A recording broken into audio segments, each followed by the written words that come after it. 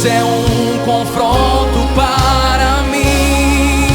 Revela o mais profundo do meu coração. O sangue é o ponto de encontro de um Deus tão amoroso. Graça e paz, amados irmãos, queridas irmãs, membros da Primeira Igreja Batista e também os demais irmãos, irmãs, amigos e amigas aí que nos assistem pelas redes sociais, pelo Facebook, pelo canal em que o Felipe, irmão da nossa igreja, nos ajuda e publica, juntamente com a Letícia, ROD2BLOOM 808, Road to Bloom 808, né? E é uma alegria, mais uma vez, poder compartilhar a palavra de Deus com os queridos. E eu quero tomar o texto de Lucas, capítulo 23, 44 a 49. Lucas, capítulo 23, versos 44 a 49. O texto diz assim: já era quase meio-dia e trevas cobriram toda a terra até as 3 horas da tarde. O sol deixara de brilhar e o véu do santuário rasgou-se ao meio. Jesus bradou em alta voz: Pai, nas tuas mãos entrego o meu espírito. Tendo dito isso, expirou. O centurião, vendo o que havia acontecido, louvou a Deus, dizendo: certamente este homem era justo. E todo o povo que se havia juntado para presenciar o que estava acontecendo, ao ver isso, começou a bater no peito e afastar-se. O tema para nossa reflexão bíblica é confronto. Confronto. Calma. Confronto é um encontro face a face, tete a tete, né? Mas confronto também é uma palavra que serve para indicar um conflito, um enfrentamento de ideias e de crenças.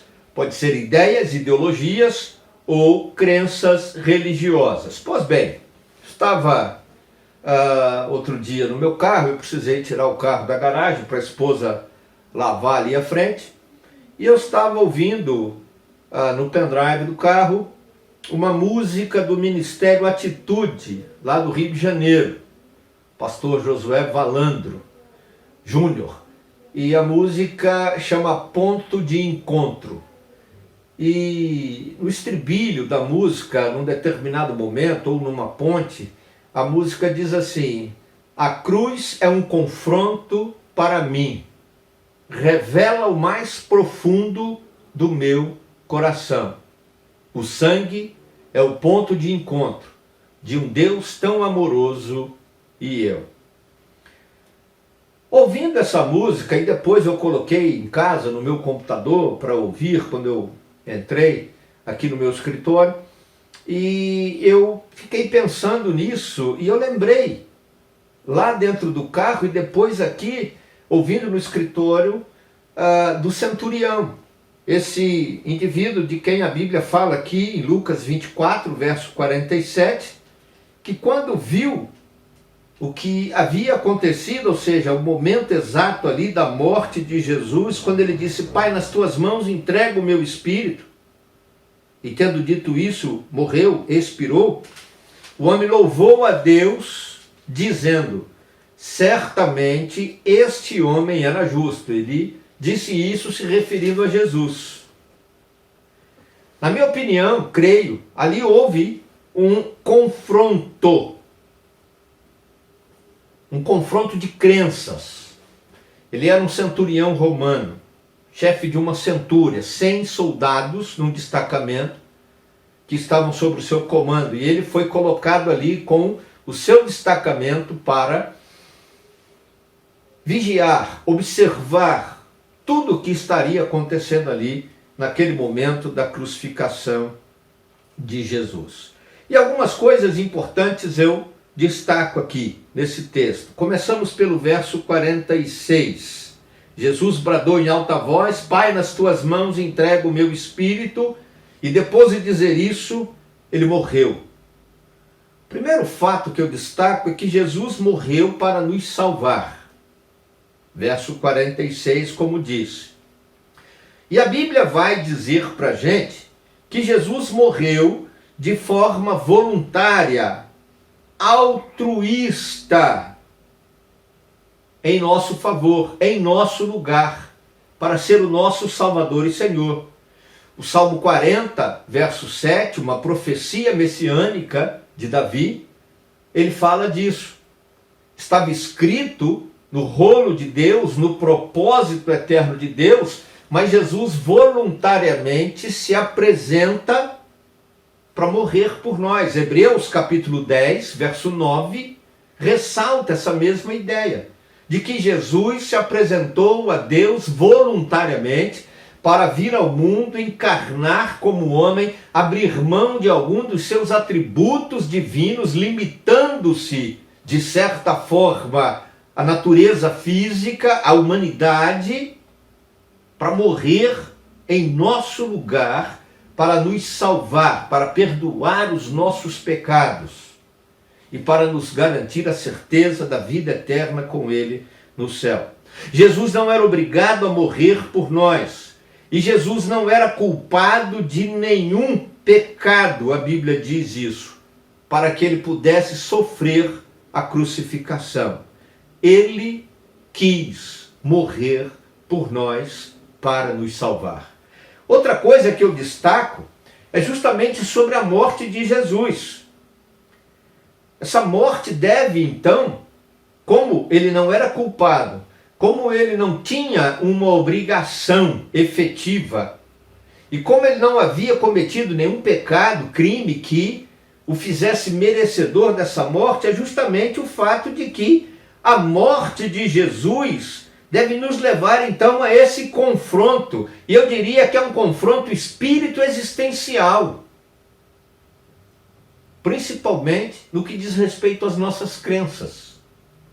Ou seja, quando olhamos para o relato bíblico da morte de Jesus, quando visualizamos pela fé aquilo que o relato bíblico diz que aconteceu, que Jesus estava pendurado na cruz, que tentaram dar a ele uma mistura, né, de fel com mirra, que era uma essência alucinógena para aliviar a dor e o sofrimento, mas ele não quis. Quando o texto diz que ele não ficou em agonia, sofrendo de um dia para o outro, como alguns ficavam até às vezes 3 dias para morrer por asfixia mecânica, por falência de órgãos. Não.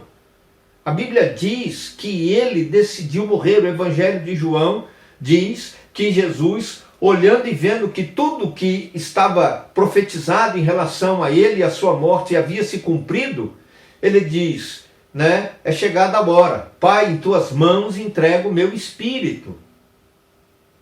Isso deve fazer a gente olhar para todas as nossas convicções, sejam na perspectiva existencial, como seres humanos, e seja na perspectiva espiritual, da nossa relação, da nossa comunhão com Deus, com a divindade, principalmente com o Deus da Bíblia, que é o único Deus criador, que é o único Deus salvador por Jesus Cristo Senhor.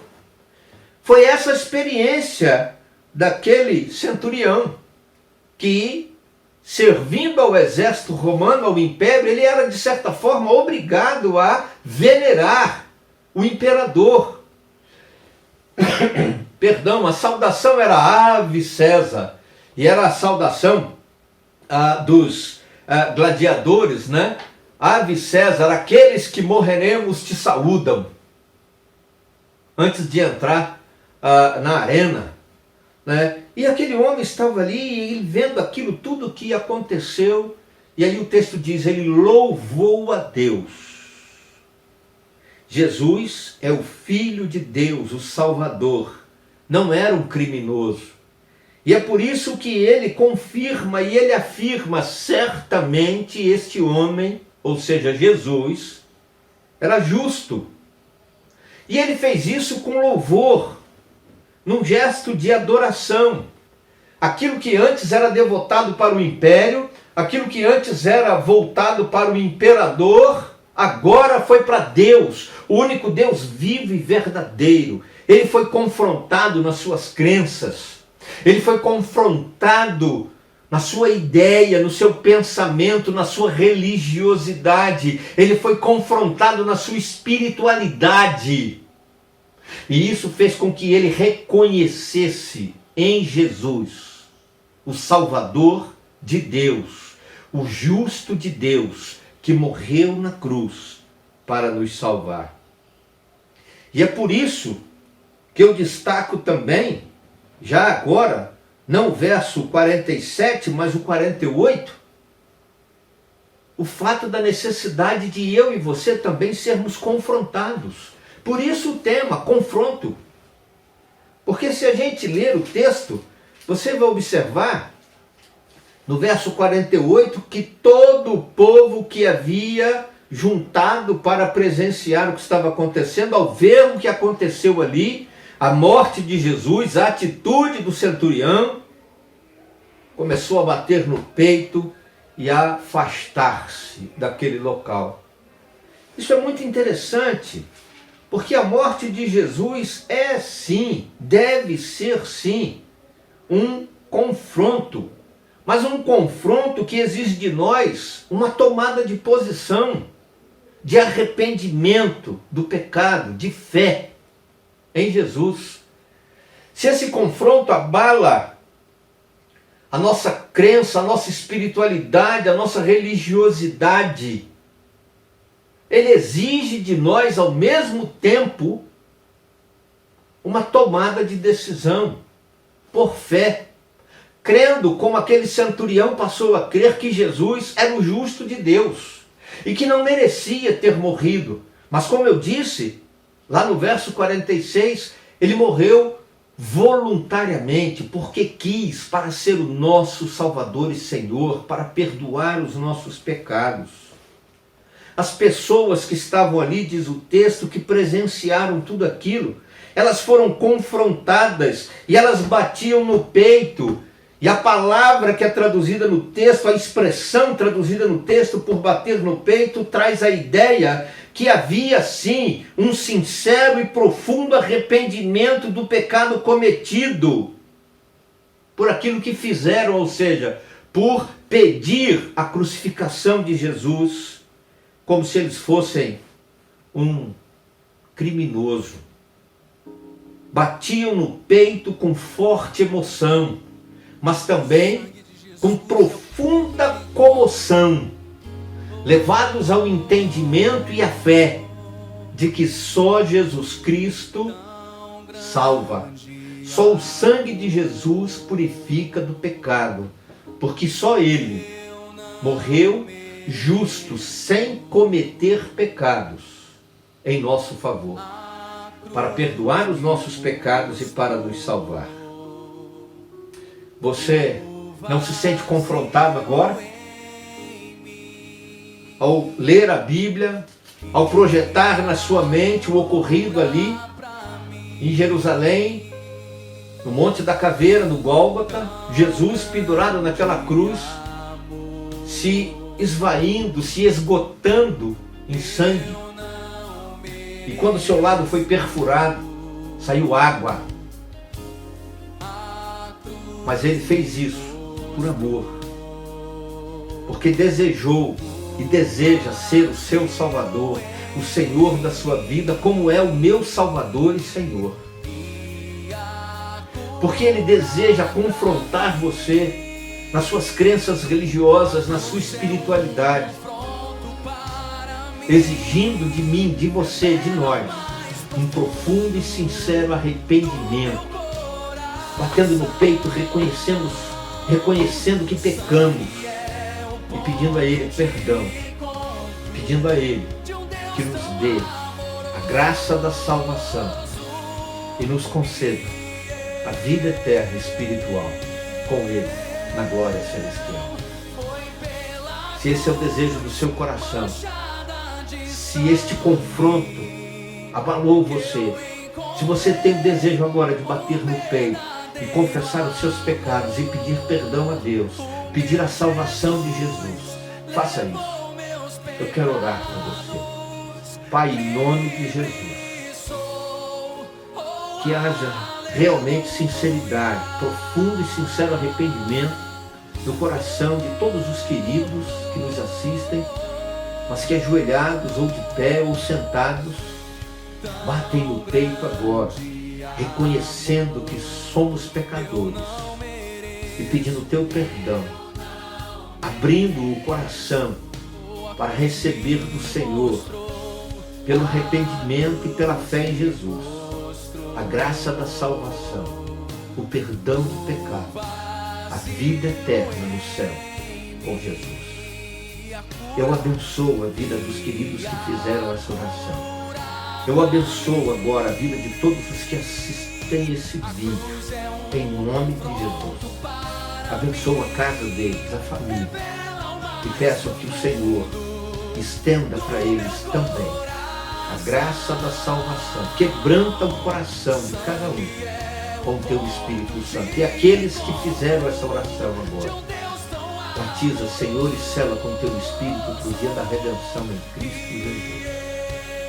Nós oramos por fé, no nome santo e poderoso daquele que vive e reina para todos sempre, Jesus Cristo. Amém.